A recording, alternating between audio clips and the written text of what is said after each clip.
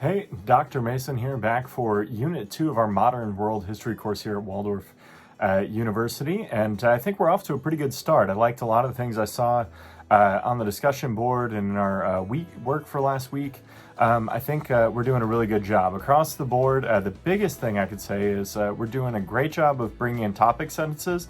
Now I want to make sure we're driving evidence with analysis as we kind of put things together. And how that works a lot of the time is to get in and make sure that you're not only kind of making the statements you're making, and I see this on the discussion board most commonly, but also in some of our written work as well, and then finding evidence that will allow you to create meaningful analysis. So if you can come up with a broad point you're trying to make or an argument, and then incorporate that into how you're using your evidence, a lot of times that'll allow you to really start to put things together in a meaningful way that will elevate the analysis you're making while you communicate in the discussion board or whether it's on those assignments. So this week we do have a couple of things we got to get done. First, over on the discussion board, we'll be on the same timeline as last week, where you want to get that first post done by Saturday night at 11:59 Central Standard Time.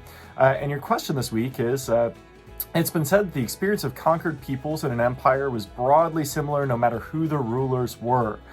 Based on your reading for this unit, do you agree or disagree with this idea? And then why or why not? And then use specific examples. So this will give us a great opportunity to practice what I was talking about.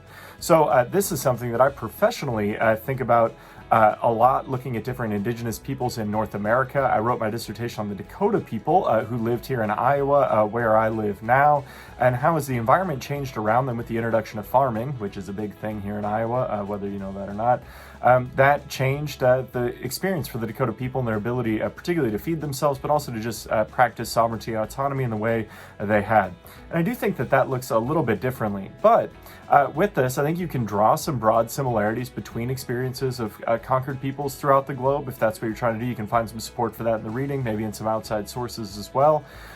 Or you can find some very specific differences that I think if you get into those granular details, if you're taking more of a micro-historical view, which one of the things we think about a lot in history is micro versus macro viewpoints, where how you zoom in, and I don't know if you hunt, I always think about this in terms of like scope on a deer rifle, you zoom closer in, you get a lot of those granular details and you see more and more differences. The further you zoom out maybe, or I had a professor talk about flying at 10,000 feet, the more things kind of look the same. And so depending on how you want to approach this, I think you can find examples of either, and that's what makes it your response.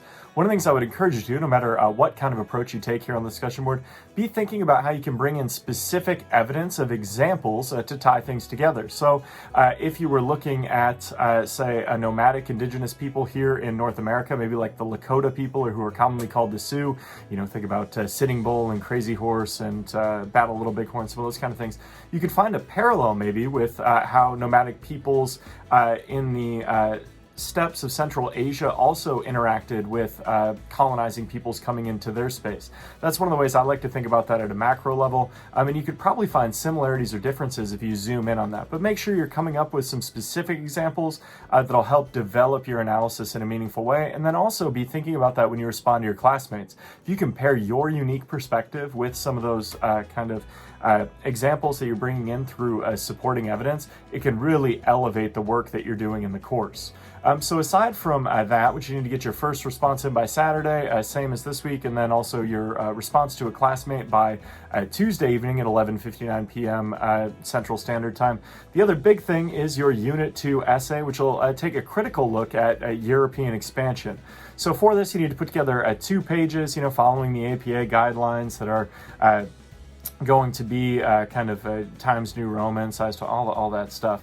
But I want you to take a look at chapters of 13 and 14 in the textbook and be looking at this question of how Asians, Africans, and Native Americans experienced modern European expansion in different ways. Based on your readings, how would you describe some of those differences? And so this is going to be more of a micro look, again, similar to what we're doing on the discussion board, but it's going to give you an opportunity to maybe find how these people are active agents in historical process rather than simply victims of European action. So again, we'll zoom in here in North America. A way I like to think about this is different tribal peoples interact with the American government specifically in very different ways during the American settlement and colonization era, especially on the Great Plains. So one of the ways I look at that is if you can give Native peoples the credit as sovereign and autonomous peoples that were making their own choices in the same way that we do all day to kind of act in what's our best interest, some of them align very closely with the American government, some of them directly oppose the American government, and that changes over time for different groups of people. Even within specific tribal groups, like I think about the Sauk and Meskwaki peoples here in Iowa that are commonly kind of dealt with in the same. They had different leaders that advocate different stances. Black Hawk is a very popular leader that many people know about because of what people commonly call the Black Hawk War in 1832. He fought back against the American government, trying to push for a return to the tribe's previously held lands on the east side of the Mississippi River in what historians call the Black Hawk War of 1832. Even within that tribal dynamic, there's another leader, Wapello, who advocates reconciling with the American government and kind of has the position that the Americans are incredibly powerful and the best thing for the Sauk and Meskwaki to do is to fit into this new system that's developing around them instead of opposing it. So it should be easy to see as you kind of expand this out to be looking at peoples in Asia, people in Africa, people in North, South, Central America, and how they're kind of responding to European colonization during this time period. They have a wide variety of responses. So in order to do this, I do want you to think about agency. Historical agency we always talk about as being how individuals and groups influence the world around them. History sometimes, especially at that very zoomed out view, we can lose sense of people, but we all know from our day-to-day experiences that we make choices that shape what happens around us, and historical actors and agents are no different. And this agency is very important for us to consider as historians looking at this. And so a lot of times the best way to practice this skill is to think about individual people and the choices they make that shape the world around them. With this question, I would specifically look at leaders of different groups of people. Whether you want to think about it, you could do this at all different points in time. I'd like you to specifically use people from the textbook, but identifying leaders and their responses to colonization will really help make this a little bit easier.